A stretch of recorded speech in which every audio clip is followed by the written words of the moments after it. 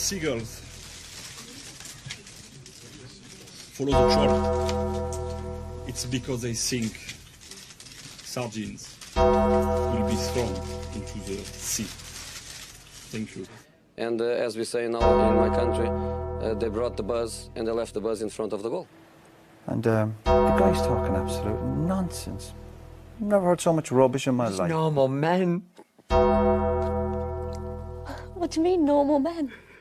We're just innocent men. I'm telling you, don't back down, double down. Don't back down, double down.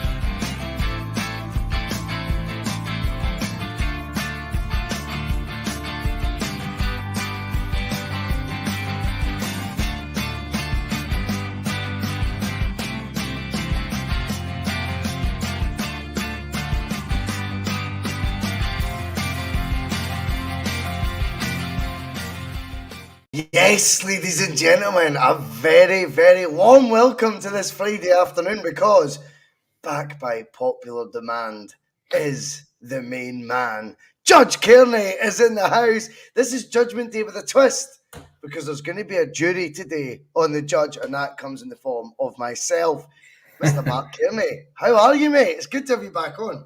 I'm doing very well, thanks. Sorry about last night. I was a wee bit drunk and I thought I would spare the viewers me being babbling even more shite than I normally do. So I thought I would just phone in and let you know that I wasn't going to do it. But a bit like yourself, boys, you feeling a bit no well last night as well, mate, weren't you? This morning, so it's good to see you feel a bit better, mate. This morning I woke up feeling like a bag of shite, mate. Honestly, I felt like a bag of shite. Luckily, in my work, they're pretty flexible, and she just said, look, pay the day back and you can come back. And so I'm feeling a lot better this afternoon, to be fair. But it was weird. It was weird. I felt like shite this morning. But anyway, who cares? Judge, you were getting asked for last night, mate, a lot, because the TNF has kind of became a show you're synonymous with, let's be honest. And I know you enjoy the TNF because it's a bit what we did with Judgment Day, which I'm going to get a wee campaign to get back, and that'll be up to you if you want to do it, but I'll see the campaign and bring it back. I wanted it back the whole time. I don't know. Anyway, what I would always say is that the Judgment Day was a byproduct of the popularity of the TNF. The TNF was the first forum show I can remember, really, that was open for an hour, that the Celtic platforms did on a weekly basis with regularity. And you became on that a lot, and we thought, do you know what? Imagine just grilling Mark 3 questions and just giving him, without having to think on his feet, be able to sort of pre-record it. And it was great fun doing that. So today, we've brought you back to the TNF format, but we're kind of combining it with the Judgment vibes as well. And before we get started, we will do all that good stuff. We'll do the like, share, slag our hair. If you want to become a Bhoycie Bus member, you absolutely can. It's $1.99 a month. Look at Kim Best. She's a Bhoycie Bus member, just like Gary Brown, like Stuart Miller, like Sam France, Celtic, like Liam Cole, like Scott Cameron, like Gary Brown. Loads of us. Anyway, we do appreciate that, but all our content will always be free. the judge doesn't charge for his dues. Let's get stuck into it, Mark. I've got a couple of things I want to challenge you on today, because I want you to put yourself in the manager's shoes, which we don't kid on. We know more than Ange Postecoglou at any time on this show. Neither does yourself or anyone else. But you absolutely have strong views on all things Celtic, and that is why I think you're capable, Mark, today of putting on the manager's trackie, the manager's suit, the shirt and tie, not at the same time, hopefully. But if you were to be in the position, I'm going to give you a couple of dilemmas, and I want you to tell me why you're right and probably why I'm wrong. Let's get stuck into it. Midfield, Rio Tati, I'm telling you now, doesn't play. This might not be fact. Just play along with the hypotheticals. Rio Tati is not available, Judge Cairney. What happens to our midfield? Well, I think the midfield has been very important for Celtic in these matches. I think we've used our pace very well against Rangers in particular. They can't handle our pace. Midfield, they seem to get a bit overrun by Celtic's pace, their movement, their speed of thought. And I think what you noticed in the last couple of games, it's not the fact that Hatati's missing. It's about who's getting replaced by. And I don't mean the quality of the players itself. I mean, the system relies on pace, I think, and it relies on that pass, that quick thinking. And when you're replacing that with guys like O'Reilly and Turnbull, the qualities are there to be seen.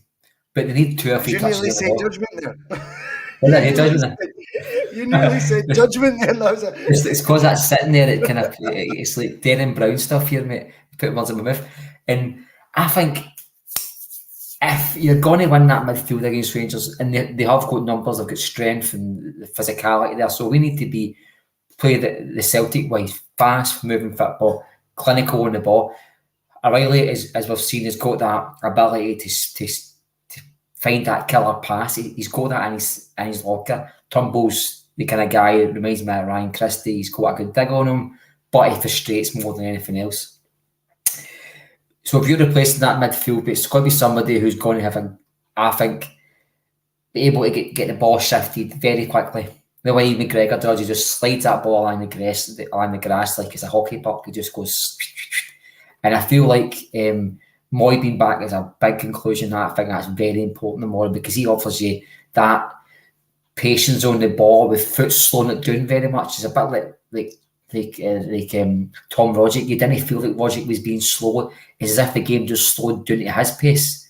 And I think Moy's got that. So for me, in the midfield, the Mora has got to be Awata, McGregor and Hatati.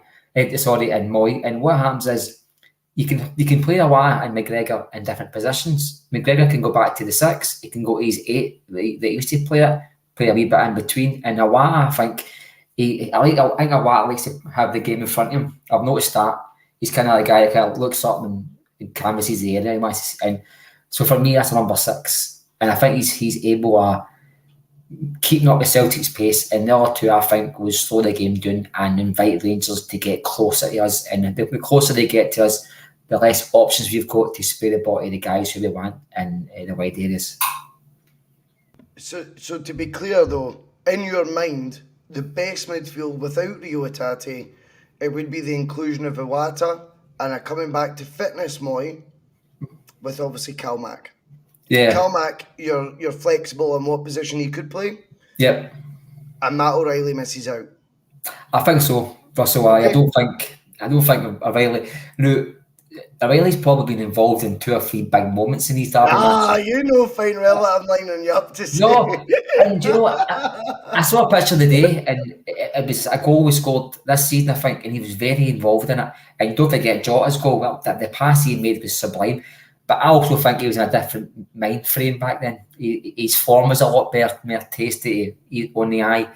The new Bhoycie, where he's got the ability, we all know there's ability in there. But see, when he's out of form so badly, I don't think you can rely on passengers. You've got to have every player at it. You know what I mean? And I feel like this is a Moy game. Of course it is. It's a McGregor game. Of course it is. But you know what? Ange did kind of allude to the fact that Awada's ready for this. He said he's probably more accustomed to these matches than the other 2, Turnbull and in O'Reilly in his press conference about an hour ago there, and I think Iwata's got to be the man. And plus, don't forget, Bhoycie, this is Ange's man. He said this, he wanted to get this guy straight away, and he gave the guy another season in Japan. So if he's want to prove to his Celtic support that he is the man that Ange says he is, the more's the time to do it. And do you know what? He's got a bit of leeway tomorrow, because nobody will be expecting a 10 out of 10 performance, but he can show them all, show us all tomorrow that he's a player that Ange says he is, and I think he will. I think he'll play a very good game for Celtic tomorrow. Did you notice as well, it's almost like Ange tees you up. He gives you subtle clues, Mark, as to what his intentions are. After the Ross County game, who did he randomly, just decide to select out of the midfield, or in fact out the 11? He felt adapted, or he did. He never gushed praise on Iwata, but he decided to single out in a really cleverly, like, he played I'm paraphrasing, by the way. He played the fixture the best out the rest. Do you know what I mean? He seemed to adapt, and I think that's him subtly teeing you up for, I know he can adapt to certain circumstances that he might need to. We need to also remember with Iwata, it's strange because I think he's getting, to be fair for the Celtic fans, a lot of respect, and I think a lot of people are quite open to him playing, which isn't always the case considering the appearances he's made so far, and it's the magnitude of the game that's coming up, Mark. That doesn't necessarily always relate to then, he'll be fine in that fixture. In fact, I would argue with you that normally, on paper, that would be the type of profile so far, based on the minutes he's had in a Celtic jersey, you would normally go, I don't know, Bhoycie. I don't know about this one. Yeah, I think, Iwata, he's kind of went under the radar of the January signings. I'll give you a couple of reasons why. Kobayashi actually was given a couple of starts early on through default because the staff felt having a wee knock, and he looked pretty composed, and we were quite relaxed about what we've seen. I don't think he was incredible, but I actually quite liked what I'd seen from him. We then had, obviously, Alistair Johnson busting on for the get-go. Ibrox debut. He'd only been in the door 2 minutes, even though he'd been there 4 weeks. But it felt like he'd been in the door 2 minutes. And he genuinely felt like a breath of fresh air. And actually, everything me and you wanted that Juranovic wasn't, I think we got for Johnston. And everything we like about Ralston, he just maybe has that wee bit more quality. So we were happy. Then you've got the O factor. It's not the X factor, it's the O factor. And whether you like it or not, you can't ignore this guy. He's decided it's his mission. You will notice me, whether you give me 8 minutes or 88 minutes. I am going to capture your mind's eye after the game. You're going to be speaking about me. If that is the one that goes under the radar, you could say with Iwata, he should be the one that Andrew's more acutely aware of, Mark, than anyone else. Captain of the team that Ange left, J-League Player of the Year, accolades I'm not convinced Kyogo or Hatate ever picked up. So when you look at that, you go, maybe we're right to be a wee bit relaxed about this guy's inclusion, despite the lack of starts he's had so far. Does that make sense? No, you're absolutely spot on. I heard Tony for the 4 terms earlier on. He asked very, very clever, actually. You could tell he's been doing a lot of interviews with people. He's kind of quite composed. He asked a very clever way, look, do you think Iwata is probably ready for the tomorrow? And what he was trying to say is Iwata starting tomorrow?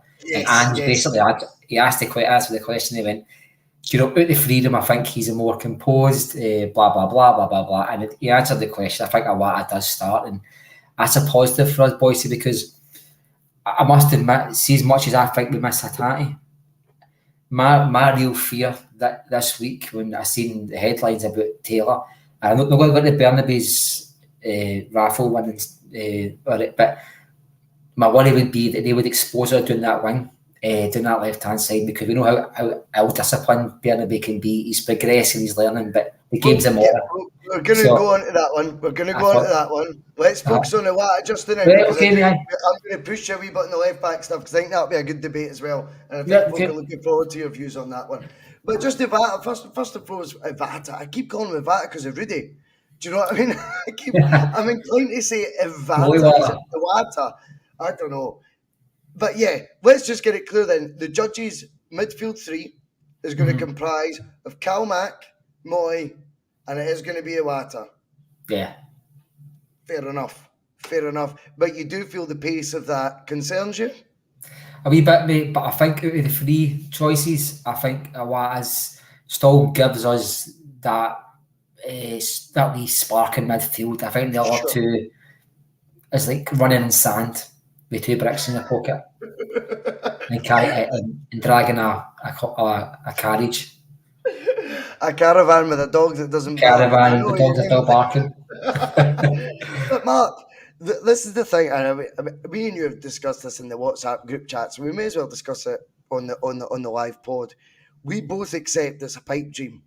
However, there is the other option, and it would be, I think, one that captures the imagination. And it would be, we know Kyogo's got to play, right? Whatever rule there is, he's got to play, and we worked that out. Me and you discussed that 12 months ago. He'll play. But is there an argument you could go, if you're going to do a double pivot, if you like, and you could put Kalmak in Iwata, or Kalmak, if Moy is fit enough, bear in mind, he might not be 100%. He is coming back. Would there be an argument that if Celtic were to go for the jugular, imagine naming almost what would look like a front four, albeit in the same formation, but just Kyogo playing that number 10 role as opposed to a more traditional midfielder? Well, I noticed the last home game I was at, when Okamon, he did drop a lot deeper than I'd say a number 10 Couldn't agree more. But see, the thing is, the game just sprung to life for Kyogo because he was getting frustrated. See, when Kyogo was playing matches, or sometimes there's half an hour goes by without him touching the ball, and that's frustrating. He's making all these runs. So if he's getting himself involved in the play, that's good for Celtic because he's actually a good passer of the ball. If you've noticed, Kyogo is a one-touch player. He's able to spread the ball out wide quite easily, and his vision is very good. He's not just this guy that scores goals and pops up in the right areas. I think he's a good football player. He's very intelligent. I think he's a good spatial awareness. You know, I think he knows who's running about him, etc. And that does make you think about the number 10 position because it gives you an option because it would allow you to possibly play O as well. And I want to return to 2 strikers. I think with Audi, I mean, I know it's a bit old-fashioned now, but why is it going to be old-fashioned? Why is it going to be... I totally agree with you, pal. Our best teams that we've ever seen at Celtic have contained 2 strikers, and I think there's always scope to try and bring that back in. And what we've got with Kyogo is, and maybe Abada in a way, where I think Abada's probably a striker more than he is a winger, to quite honest with you. See if you get a player that's flexible and can drop into number 10, that allows you to play a more out-and-out striker like an O. I know there's a sacrifice in midfield. Who do you drop? What possession are you going to lose? What style is your midfield going to be playing at? How are you going to press without making 2 players out of the equation? You know what I mean? And I know that's not my problem. That's Angie's problem. But I think there's scope to have 2 up front. I don't think we're going to see it tomorrow. But what I think will happen tomorrow is when Ange makes his first set of subs, if we all know he does, I don't think he brings off Kyogo. I think you're going to see O and Kyogo in the park at the same time tomorrow. And I think he might get 20-25 minutes last week. And on Iwata quickly, I'll get this kind of sickness in me. Seeing Celtic win a match, I always get back and listen to the radio. I always pause it and rewind it.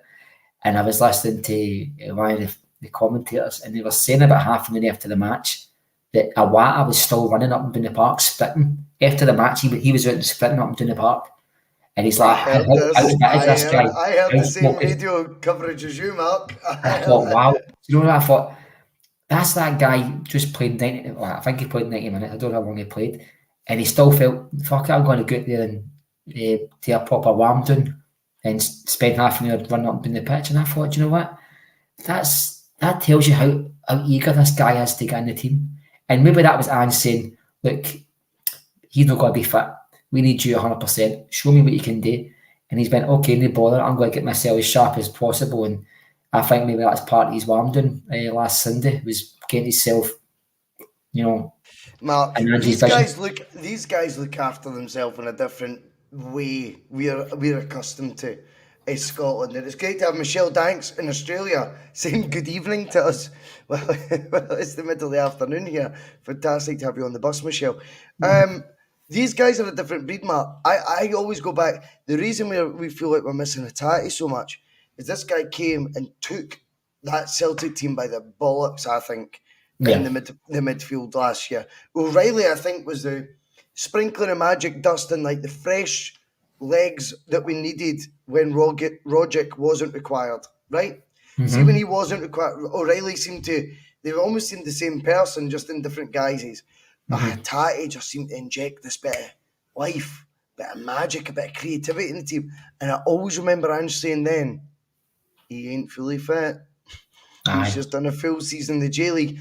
I thought that was a wee bit of an excuse maybe for a Tati's dip in form. Now you know, fucking trust the boss, because he was telling the truth then. I think Iwata's doing these sprints that you're talking about right now, Mark, because see if you've done a full campaign, then you're joining one midway through, and the whole intensity of not just the way the league is comprised in terms of on the park, but off the park as well. And Tati, remember, did that really insightful interview towards the end of last season. He spoke about the mental aspects of joining Celtic, and he went, fucking hell, this is exhausting. I think Iwata's doing these sprints up and down, mate, because he knows he needs to be primed. He knows there's a big game coming on, and he knows there's a manager there that I think counts on him. And I think Iwata has been integrated into the squad at a pace you're meant to be when you come from the other side of the world. Not forced into the team. We're not in a needs must situation, mate. We've not been in that this year. Last year we very much were. Oh, definitely, mate. And I think we've got this. I think we're comfortable now that we've got players that can come in and you can give them 2 or 3 months, let them settle in. We're not look at last season, as you mentioned there.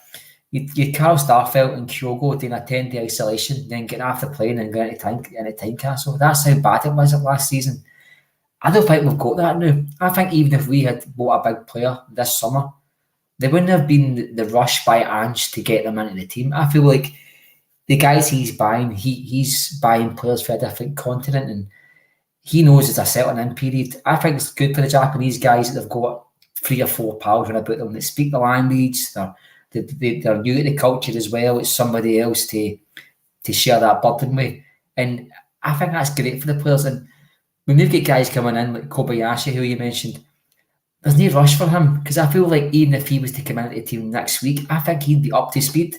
Maybe not up to speed if he played 10 matches. Totally get what you mean. I still get what you mean. Yeah. And it's like, it worries you sometimes when you get a guy like last season, for talk's sake, bang, ball and goal at Fir Park, out of nowhere. Never seen the guy in about a year. Just played at Fir Park for no reason, and you go, what the fuck happened there? Was it Livingston as well? Remember he started Livingston? It was Livingston away, mate. No, Livingston away. I was speaking with Tony Haggerty today, and we were talking about the journey we'd been on under Ange. Tony, I mean, just a wonderful guy, Mark. You would love him. Honestly, he is exactly what you see on the screen. And he was saying, he was like, it's okay to change your mind. He goes, at times we had concerns at the beginning because it was 3 victories for 7. It was ball and golly flung in out of nowhere. I think he might have started at Fir Park as well, but he definitely started the Spaghetti Had 100%. And James McCarthy did as well. And you were like, it was 2 curveballs, and you went, wow. Didn't he underestimate the league? Is that maybe how we felt then? I feel now there's a real assurance about Ange where I think respect gets earned both ways. We all respect Ange for his achievements. I also think he's respected this league with his team sizes. If you look at it, really, this hasn't been a manager that's been integrating youth for day one or anything, Mark. You know what I mean? And made it an easy running ground for players to come in and, on you go, mate, you'll get minutes here. And people seem to, you always compare with the Martin O'Neill era and stuff, as you already did tonight. And today, sorry. And you look at it and you go, I always remember Martin O'Neill still finding 5 minutes for Colin Healy's, Stephen Craney's, then it was Ross Wallace's. Eddie McGeady made his debut under Martin O'Neill and then became key in his last season. You don't see Ange going down that road very much. I think he's grown an appreciation for horses for courses here. You need to be at your best when you're in the Celtic team in this league, because if you don't win, it is, as Hugh Keevins would say, it's a disaster. If you don't win, it's a disaster, right? And nobody needs the headache. Anyway, enough of that shite. Left back. Mark, you are the most vocal person on the bus about the left back position. You and Liam, the Punk Duck Warlord, to be fair. 2 different players, though, that you take aim at. Liam, the bunged up warlord, I don't think will ever be convinced by Greg Taylor. That's his gift. It's absolutely fair. Obviously, the Burnaby stuff. I think a lot of the stuff you say is obviously dry humour, which gets lost in translation. And I get that. I've always liked you for that, and I think that's fair. But sometimes when I've watched the shows and you've said it, I'm like, I put myself in the viewers' shoes. I'm like, fucking give him a chance, you bastard. But now it comes to the stage where Greg Taylor's fitness, I think the rumours are he's going to be fit. Yes, I think it does more detriment to the team if he were to then be taken off midway through the game. I find that more disruptive than starting with someone you've put full faith in to start the game. You look at the impact we had at Ibrox when Greg Taylor was subbed off, and that was as huge an impact, I think, as Joe Hart trying to kid on he could play football. Both those moments gave impetus to Rangers. I would rather, if Greg Taylor is in this position where it doesn't seem like he's a fully fit Greg Taylor. It's not seemed like that for over a month now. I would be in the camp of start someone who can see out the game. And then if it's a change, we're unlucky it's had to occur. Whereas I get the feeling with Greg Taylor, if we end up having to take him off, that could disrupt that back four more. Where are you though, Judge Cairney? Listen, I get your point because the game did shift with the two moments, the Joe Hart kicking the ball and Taylor, because Taylor's so crucial to how we defend, and Liam's brilliant. He's probably the coolest guy on the internet.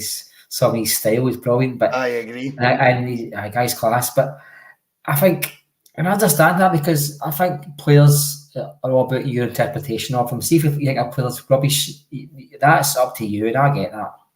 Greg Taylor, I think, is a very good defender. I think his discipline is so good. He's like Anthony Ralston. I know I'm his biggest fan, but one thing they don't do is they don't allow a lot of space behind them. There's never 30 yards of space behind Greg Taylor. Maybe in Europe, right, he'd been caught out, but come on, we're playing against top quality players, right? But we need that, and I think Rangers' tactic when the Mora will be Bhoycie, you know as well as I do, get the ball wide and cross it in. That's their tactic, right? We all know that, right? So we've got to nullify how far they can go up the park. We want them hitting crosses into the box for 40 yards because that'll be Starfelt and Carter Vickers all day clearing them up. See if they start getting behind players and beyond players, we could be in trouble because we've seen it before. I mean, even the game we won at Hampden there, they did a couple of cutbacks and they could have put the back of the net. And that worries me, that would do on Johnson's side, but I think Johnson's class, I think he's fine. He's definitely up to the task. Oh, aye. With Taylor and Burnaby, see if you take away the fact that I don't think Burnaby's Celtic class, right? I'm just going to judge the guy on what he's done. That raffle one, I remember. Yeah, raffle one. He scored a great goal the other day there, but don't forget, I think there's a few players at Celtic have scored good goals and done fuck all else. But I'm going to judge the guy on what I've seen so far, considering the game's Amora. If the game was next month and he had 5 more games, you'd say, look, let's see how he goes. But the game's Amora, right? And I get your point about disrupting the team because it's the impact on the flow of the match is disrupted straight away. I understand that, right? I always think you start with your best team. And the level of player we've got now, Greg Taylor's the best we've got at left back. And I also think if you look at his dig in these matches, I know he's not a big guy, but I tell you something, he's a powerful defender. There's a couple of times I've seen him in these matches and I've thought to myself, I know it's a phrase I don't like, but he gets it. I know he played for Rangers as a youth player. He's probably grew up a Rangers fan. Maybe, I don't know. I don't care, but he gets this fixture. He knows exactly what it's like to be a Celtic fan out there. You saw him and he scored goals. He just looks like he's soaking it all up and he loves it. And we need players like that out there. I don't think being a hard man gets you a Celtic jersey. That gets you a Rangers jersey. But he's got a bit of both about him. If there's two players, and we've said it before, and I'm just repeating what we've said before, if there's two players in this squad that have sat down and just listened to every word that Ange said and soaked it up, it's Greg Taylor and Anthony Ralston. And I think if Greg Taylor's fit, he's earned Ange's decision to play him tomorrow, because if he was to sit out, I don't think it would impact the guy's competence. But what I would think it would do is it would maybe it would maybe give a wee bit of doubt in the Celtic fans' minds. But also, Bhoycie, see when the Rangers team in the dressing room get the team sheet for the Celtic dressing room, the first thing they do is look at the man they're up against. That's the first thing they'll say that I'm up against McGregor or fuck. I think if you're looking at the morning and they go like that, I'm up against Taylor, and they go, oh, I know what I'm getting, he's a strong player, but I'm up against Bernabei, and I think to himself, I'm going to get beyond that boy because he's like away at a wedding kicking a ball sometimes, and I think the right decision tomorrow will be the best 11. No, technically, the mind, the brain, will in the heart. I think it should just be a total football decision, and for me, that's Craig Taylor, mate. I don't know what your thoughts on that one is. It's a compelling argument you make. It's a compelling argument because I hark back to Martin O'Neill all the time, Mark. Like that is my go-to for a blueprint or a green print, you could say, for what a Celtic manager should be and how they win big games and how you have had authority. Remember we went at one point, I don't even know, a full season, the whitewash season and all that, green and whitewash it was called, and that was 6 fixtures against them. Or 7 even. Was it 7? I think maybe 6. Won a lot of them, aye. 6 and the one, it could only be 6. 6 with 1 out of 6, and you go, fucking hell. Right? At any point, do you really think all the first 11s he picked were 100% match fit? No. He went with, who can I count on? And this is where you rely on the players' honesty, because physios and doctors can only go on what the players are telling them. Now, I don't want another Cairney, Bhoycie, who's going to miss 3 years of his career because of injections he got at Celtic. I don't want to see the players coming out and playing under the pain barrier. But I think if you go back to the 90s or the 2000s, you had players that had like a wee bit of a sore hip, but they played the match, and they sat all week sore. But they're men, they played the match. You know what I mean? I think it's easy for a player to come out and say, if it was Kamara tomorrow at Celtic Park, he might say, do you know what, I'm just not 100%, but it's Rangers. And do you know what, see if he's fit enough to be training the full week and fit enough for Ange to say he's fit. For me, the decision has got to be Taylor's, where Taylor says, you know what, I'm going to be honest with you, boss. I'm fit enough to train, so I'm fit enough to play, and throw me in there. I totally get it. Before I jump back, Mark, in that conversation, Celts on the Hill, who I know is Australian-based, I mean him back and forth with the emails every now and then as well. He is an absolute gentleman, Mark. He's a huge fan of the show. He's actually quoted you in a couple of emails, to be honest, and that is the truth. He'll not mind me saying that, saying he loves your input. He's gifted 5 memberships. So whoever's been getting them from him in the chat, let us know, and, you know, nice one, Celts on the Hill. That's great, mate. I mean, these wee things, they help pay the bills, and they help. And you know, as you say, we've never ever suggested that you have to pay these memberships, but it does help the pod, helps us put out more content. But do you know something? We've never actually charged anybody, and these things are. I think that's going to be to the end of time. We won't do that, but we might in the future do wee thank you pods to anybody that's a membership, to say, look, add a wee bit of content that maybe just go, no to entice more folk to buy it, but more like a thank you. And guys like that gifting 5 memberships. So kind. It's just that's so a great kind. idea. And do you know something? It's not the first time we've seen this, and a lot of Pam's done it. Pam's done it, and Tattoo Face has done it. And Mark, you're right. Sometimes it's been. I mean, I am not a man of means, right? I do not have a great paid job, and I mean, I still work 40 hours a week, but it's a shite job I've got, right? That's the reality. I don't care, right? I'm not ashamed of it either. I like my job, and I like the hours I do. But we put all this time in. We put all this time in to try and engage with fans, and I felt once I left the other pod, I felt there was a market for real banter where we don't have to sacrifice our opinions. None of us are trying to get a gig in the media. None of us are doing this as an opportunity or a door opening for media, bullshit. No, I'm not interested in that. I want to talk with the judge, and I want to actually have a proper conversation where he pisses me off for something. Good, because it means he's telling the truth. I don't mind that. And then you just get real kindness for the viewers, and we all appreciate it massively. And there will be big plans. Give me 4 or 5 months, and I'm going to be in a position where my finances have slightly changed, Mark, and I'm happy to say this publicly. And you know, I've had a lot of debt I've carried for various reasons, and if you knew them, you'd probably feel sorry for me. But I don't feel sorry for myself. You end up in these situations, you know them. But in 4 or 5 months, I'll be in a completely different state, not of mind, a different state, a different position, and we're going to start pumping money right back in, and we are going to go. We're going to go for the jugular in terms of what we can do with this membership fee, these membership fees, what we can do with any ad revenue we make, what we can do with, well, I'd love to say short sale profits, but it's probably losses, but what we can do with that going forward in terms of live events, getting everyone together, that would be class. And it doesn't need to be the disaster it was before. There's loads of scope, Mark, for doing it right and getting a real musician like a Liam McGrandle's involved. Do you know what I mean? He's a pal of mine. Speaking to him for over an hour last night. There's definitely scope for that, definitely. And it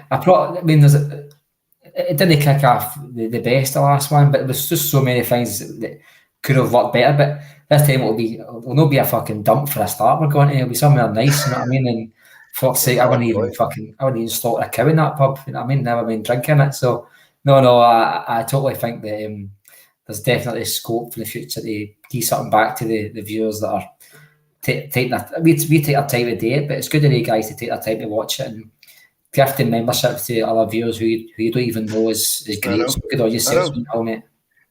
But I always appreciate as well. I mean, the contributors on the bus, people need to just, if I can be self-indulgent for 160 more seconds, I mean, I've got the likes of you doing 1-2 shows a week, no bother at all. I'm trying to put you in a position where all you are is a sitting duck to do Judgment Day. You're a sitting duck to get abuse, willing to do it. At no point is there a paycheck coming through at this point in time. Do you know what I mean? It's just, I love it. The bus is such a good team that we've got. And I do think we're all pulling in the same direction. I think we all know Rome wasn't built in a day. But you know what? We're the underdogs in this. And I think the underdog bus, I've got a feeling, will be the top bus eventually. Anyway, back to the Celtic, mate, because let's flip it. And let's now look at what occurs, Mark, where the destruction to arise that I think Celtic are capable of. In fact, my words are, I think we're due. I think the last 2 displays by Celtic have not been as compelling in terms of performance-wise, but they've picked up a trophy in one and a must-not-lose game away at Ibrox. They did exactly what we needed on the tin, and that was we came away with a point and ruined any hope Mickey Beale had. Now, our rivals seem to bask in this week comfort blanket that Celtic managers don't seem to be afforded, Mark. And this will be the facts. 38 game season, 23 of which Michael Beale will have been in charge of it by the end of the season. 4 derbies a season, the big 6-pointers, if you like. 3 of 4 he will have been in charge of. Scottish Cup semi-final looming. We know if we win that as well, the Wolves are going to be at this boy's door come this summer. I think they're in disarray off the park. I think in the dugout, as I've described to you, in fact, me and you had this conversation about 2 months ago. I said, every door they try and open, slam shut in front of them. The beauty of a couple of the options I've just given you there is, do you know what? Celtic can slam a couple for them. And I like that thought, mate. Oh, definitely, mate, because I think the key to this is Celtic's consistency. I mean, let's be honest here, that guy's come in, he's won every match apart from the 2 games against Celtic.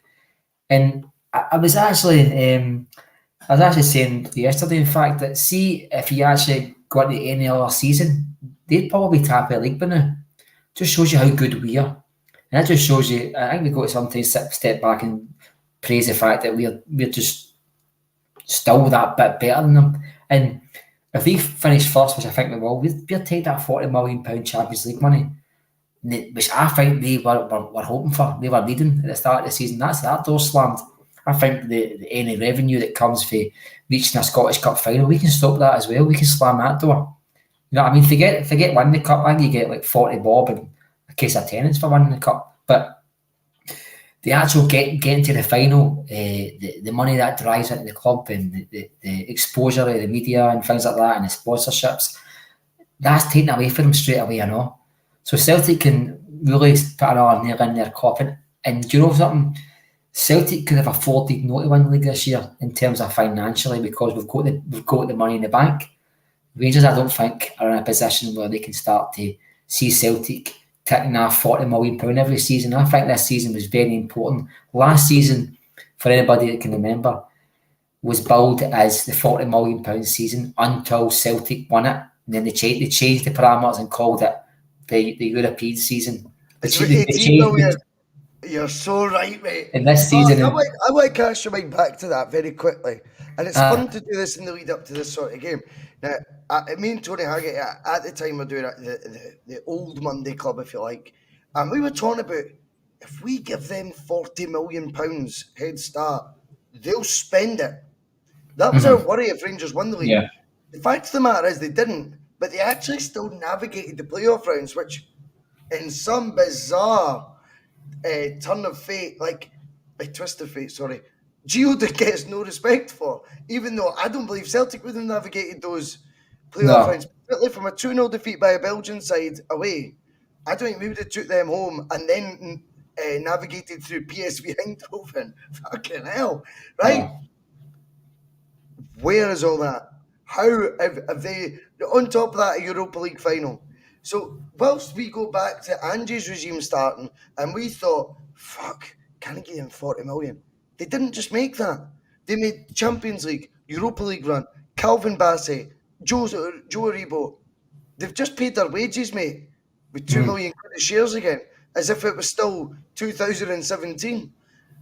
It baffles you, the level of trouble that they are in.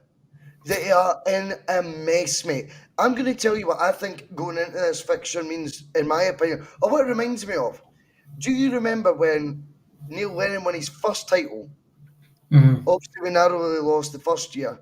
Second year, we'd been, what was it, 15 points behind or something, man. That's right. And then we turned it round, and then they claim it was because they were in administration that was turned around. But actually, we'd flipped the gap before the January. They bottled it before then. Then the end of that season, or towards the end of that season, we played them at Celtic Park, i.e. this Saturday coming. And we beat them, I think it was 3-0. Chris Commons bizarrely scored his first goal of the season. His first, which was the end of the season. I don't know what happened to him that year. And Charlie Mulgrew scored the diving header. But it felt that day like that it's coming. Was that the day of the banners? I was at that game. That was superb. Do you know? I'm getting vibes, Mark. Well, this Saturday could be the realization moment that the shit is about to hit the fan again. Do you know what I mean? I think we're going back there.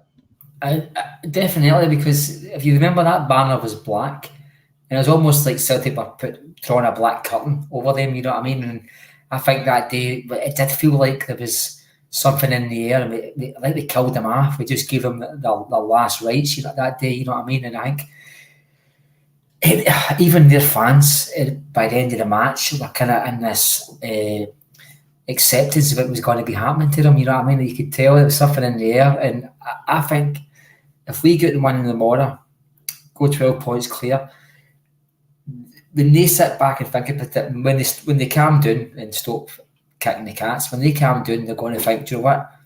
We've did this, we've not lost the game up to the now, and we're still 12 points behind that mob.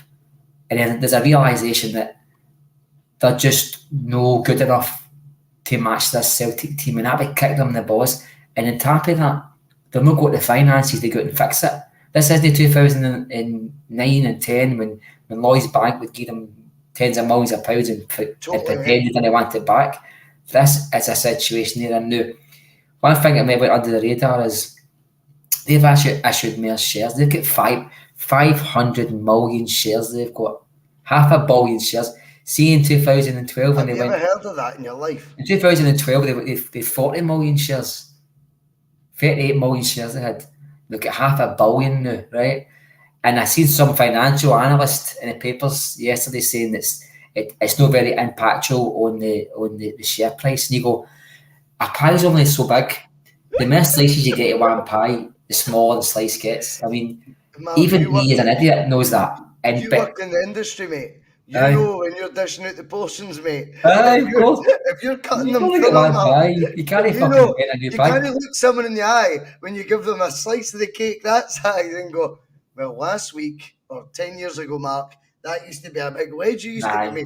Sorry, pal, but everything's still rosy in the kitchen. But did you notice that Bill said, I think Bill went to the same maths class as the Rangers directors in 2009 and 10. He said, I'm kind of quoting pretty shit here, but he said he's got an unlimited budget, but the money's received, he'll be able to spend it well. I thought to myself, if you get £10, you can only spend £10. That gets to an end point. I thought to myself, not one journalist pushed him on that, or pressed him on it. See if I was Neil Lennon, we'd be sitting on Twitter going like, what's that guy on? I actually thought it was Celtic fan media that were interviewing Mickey Beale that day. Oh my God. I thought the only people who don't ask questions tends to be the fan media with Celtic, you know. I thought it was the usual podcasters that were in there, of our team that were interviewing Mickey Beale then, because you're absolutely right. Sorry, you've got what? A substantial budget. 2 days later. Unlimited, then a minute later says he's been given a good amount, more than most managers in recent times, but it's unlimited. No, it doesn't matter if you've got £1 million in the bank or £10. There's an end point to that. It's not unlimited. there's a point where it goes, there's no more left, mate. You know what I mean? And I thought to myself, now I know he's got to spin. Oh, Michael Crooks, we've got a live one. In you come, Michael Crooks. You two fucking muppets. No, Michael, where'd you get your accountant's degree? Just F off. Well, Michael, you're on our bus. So let me tell you this. There's only one person who gets told to F off, and it ain't you, big boy, getting to tell us, son. So let me tell you one thing, Michael. I welcome you on the bus. I hope you have paid for your ticket and buy a programme on the way out, you stupid cunt. But I'll tell you this. Let me assure you, Michael, none of us proclaim to be accountants. These are called public records of information. Aye. But we've only got so much to go by so far. Because guess what? Your club, Michael, is late in doing their end-of-year accounts, because I ran a business for 6 years, Mark. It was not at the level of a football club that's turning over 60, 70, 80 million pounds. I turned over, on average a year, £250,000. Okay? That was the turnover. I still think that's a substantial amount to give me a wee bit of insight as to how business operations work.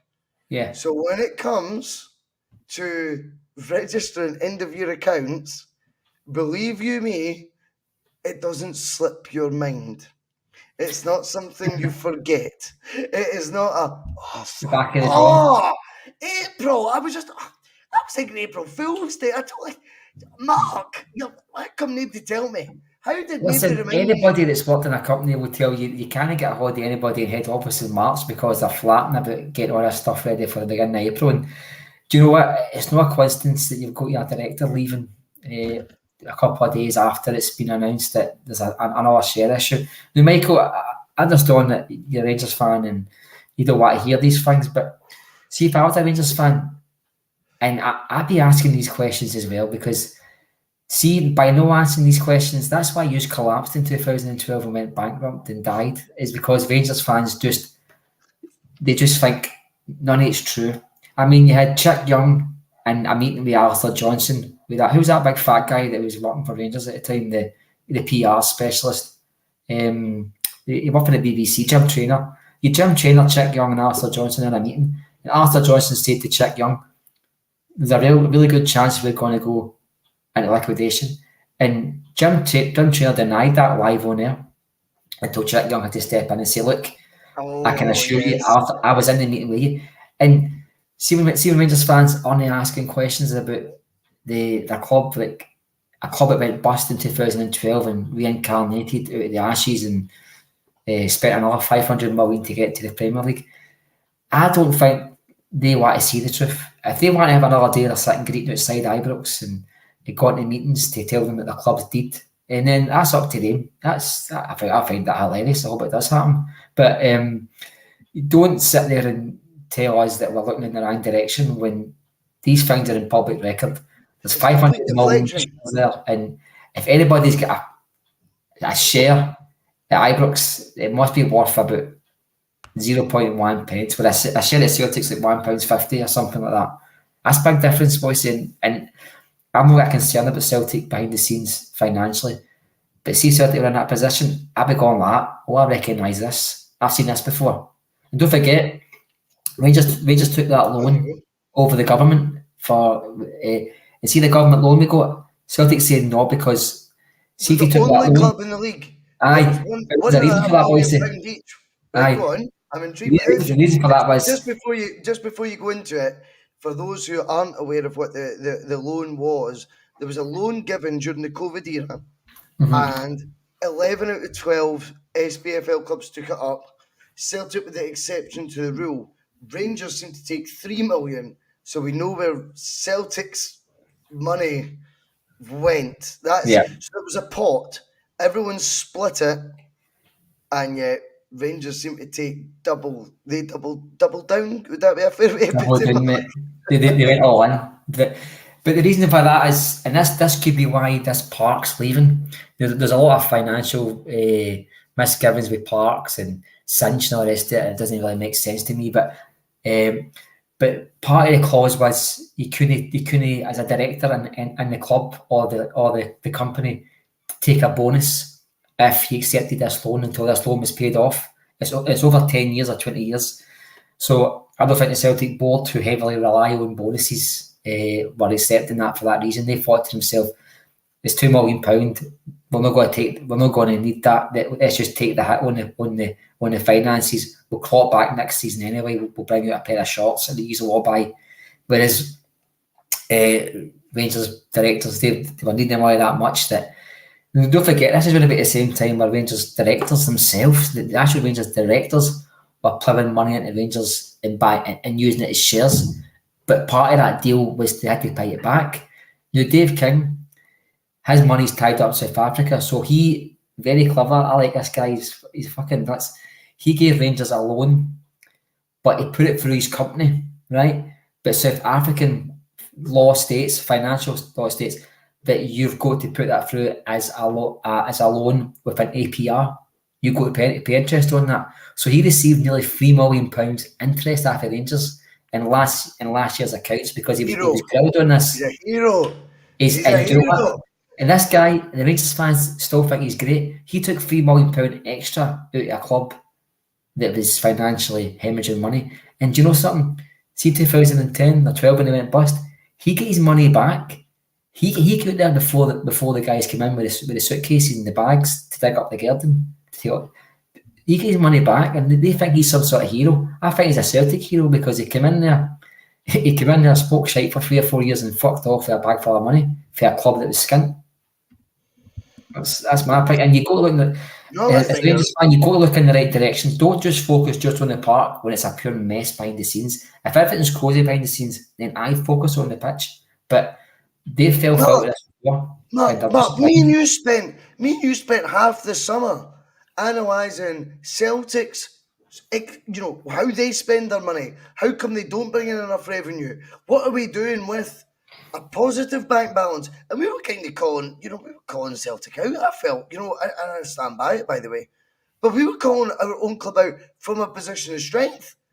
Now, can you actually imagine in a parallel universe? Last summer, we were talking about Celtic with nearly 500 million shares dished out, paying wages with 2 million. Me and you would be on this 3-4 hours a day, talking about it, ranting, raving, holding our club to account. But anyway, I don't think it would happen, Celtic boys. We're too honest. No, I get that. I don't think it would happen to us. But hypothetically, hypothetically, I know. It's to me, as a Celtic fan, I'd be terrified of that happening, mate. Oh, totally, mate. But the thing is, this is when the penny drops for a lot of the simpletons, and it's not us who are the simpletons here. But the penny drops when the results start to really hurt, and that's where they start turning their ire and their anger at the guys at the top. it's coming. It is a case, Mark, for me. TikTok. Tomorrow is Judgment Day. The Judgment Day, mate. Not just your Judgment Day, but it's Judgment Day. And it's where the messers become the messies. It's where we start looking at people and going, these are the levels. It's when you start finding out whether all their ambition is to close a gap, whilst obviously inadvertently accepting there is a gap. Now, Mark, before we go, I've got to ask you, how does it pan out tomorrow? Right, I'll give you my score prediction, but I'll line it up a bit further rather than just diving in. You know me, I like to run. I think I would rather that. Good mate. I Celtic will start the way Celtic start. They'll start with a high intensity. Then they'll slowly bed themselves into the game. Rangers will have a wee bit of the ball. I think the way they're set under Beale is it does allow for possession for Rangers. I don't think they do a lot with the possession. I think they're quite passive with on the ball. I think they're quite side to side and start padding. So we'll Celtic will get through that stage. I think we'll score early. I think we'll score within the first 10-15 minutes. Just my opinion. I think we'll win 2-0, but it'll be a nervy match. I don't think it'll be 2-0 and Celtic will squish it. I'm all for the 5-0 predictions. Come on, I'll take 9-0 tomorrow. But I think it'll be 2-0. And to see 2-0 for me is a cosy result because it lets the other team know that there's a gap there that they could have done you in, but we didn't. It's like you're on the close days and with another gear, but we just didn't step it up. And I think I'm going to say this now, right? The Morris man of the match is going to be Awata. That is his. I love it. That's going to be the game. He gives us all a wee bit of hope for post Hakati at Celtic because I think this guy, the more I've seen, I think he's going to be the guy. We're going to be like that Sunday morning. Fuck's sake, what a player he is. I love that, mate.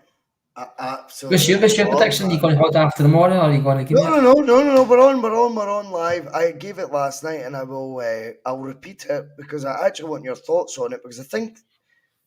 Well, you obviously predictions can be fucking to a penny, mate. Right? Let's be honest. I think tomorrow will signify the biggest change we've seen in Angie's project to Celtic. Ange had to do an absolute clean sweep of the squad. He had to do a complete overhaul. He then added some finishing touches to get us over the line season 1. He was then either didn't choose to use his tools or wasn't given the tools in the summer. And come January, that was rectified pretty quickly. Any bad egg, he viewed as a bad egg. We're not privy to it. He viewed as a bad egg. We got rid of at the first opportunity, not for the highest price, and replaced with guys, when you look at their profile, of a different makeup, Mark. Johnston, physicality, first thing you think. Oh, physicality, first thing you think, but more adaptable to Angie's methods. Iwata comes in, J-League player of the year, a guy, as you say, likes to see the game in front of him, which isn't always the norm for an Ange signing when he plays midfield. He likes them to be completely fluid. I think we could see tomorrow that possession-based game we seen in the first half of the League Cup final, where folk think the goal came against, I don't know, Celtic having their best game. I think Celtic exhausted Rangers. I think they were dead on their feet. See, by the time that ball's got to the byline, the cutback, they just didn't have the legs to stop it happening. They knew it was coming. It was the training ground Celtic move. But by the 45th minute, it was almost like us in the Champions League against better teams. Kind of that way where you're just rolling your eyes going, not again. They've got the ball again. You don't realise off the ball how much energy you're consuming. I think we'll do that first half. I now think he's 2.0 will come into fruition in the second half. I think we're going to win 3-0, but I think the second and the third goal will be once your man O comes on. I'm not saying he'll even score. I just think once he's involved and once you see this new version of Celtic, once we've tired them out with the version of Celtic we're accustomed to, you'll then get the ball player Haksabanovic on, causing mayhem. You'll then get the boy O going, you fatigued, son? Watch this. I'm about to ragdoll you. It's the last thing you want, mate. The last thing you want. And he might leave Kyogo on for the party. And I think then we'll see it go for 1-0 a comfortable 1-0 exhausting them to the 2-3 that I'm looking for that wee bit of gloss. That's how I see it panning out. Phil McGinley, I want your thoughts on this. Phil McGinley predicts Celtic get a penalty tomorrow. I'm going to check. Somebody go and check fucking Phil's tea. Where's he drinking? That guy's a really composed individual, but he's definitely took a turn this morning. It's Celtic, Phil, because it's Celtic, mate. They're playing Rangers. Come on. I was shocked too, but Phil's logic, and I kind of knew what he meant. I mean, I agreed to them at the time because I'm a shite bag. He was like, Bhoycie, it's the most meaningless derby so far. It would virtue signal if Celtic were to get the penalty. I get what you mean. It's almost like they're giving them it's like I say, when Celtic wins 6-0, they'll get a penalty for number 5, and it looks good on the stats. And then aye. Just don't forget one thing about Clancy. Rangers have won 90% of matches that Clancy's refereed. Celtic have won 50% of the matches he's refereed. And this is Father Clancy that Rangers fans like to call him. But hey, well, Father Clancy. No, I hope he's right. But do you know something? In a way, I don't, because I always look at the referee before the Celtic play Rangers. I always look at the referee selection, and it gives me a fear, like nothing else, like running towards a train that's called a 100 mile an hour. It gives me anxiety. But this fucking SFA train that's out to kill us. But do you know, I don't want any decisions for the referee to influence the game tomorrow, either for Celtic or for Rangers. I want the fit what we won on the park, because see, I always say, even under Celtic when they're playing the bad teams, I always thought Celtic have always had the better individual players. In Celtic, if it's a game of football tomorrow, Celtic win. It's as simple as that. This is the kind of game that I think Bobby Madden would control and influence. He would know the importance of this match, and it's got a draw written all over it. With Bobby Madden, he knows that he can stop Celtic's midfield, he can pull a game off like he did at Hampden. So we'll not go that tomorrow. Maybe a referee's a bit whistle happy tomorrow. He might slow the game down a bit, but I don't think. I hope to God he doesn't influence the game either for Celtic or Rangers, because if it's just about football, ability, tactics, leadership, we win that match. I agree with you, Mark. I think you've nailed it. We're going to call it there. What a brilliant wee impromptu hour. And, you know, I'm always grateful for the judge's time. The judge has held court today. He's given his verdict. Do you agree? Leave it in the comments. We will see you all tonight for Nostalgia. We're going to look at our favourite scalpers. Don't insert the word in front, please, in the comments. Save me my job. But we are going to talk about our favourite scalpers on the Nostalgia later with Phil McGinley. Just a big thanks to everyone in the comments. Over 100 now live, Mark. This is just what we do. It's a busy bus. It's going to be a busy Celtic part tomorrow. And guess what? No Bob McBob's anywhere to be seen. I mean, you've all that stuff at the start. You know, they won't be playing Tina Turner on the coach on the way home, will they? Some of his comments about me deliberately trying to cause controversy. Well, I work in the media now. And you've got someone sitting there next to you who's an embarrassment to the media profession. He's an apologist. He's a charlatan. He's a Rangers puppet. He's a cheerleader. That's what he is.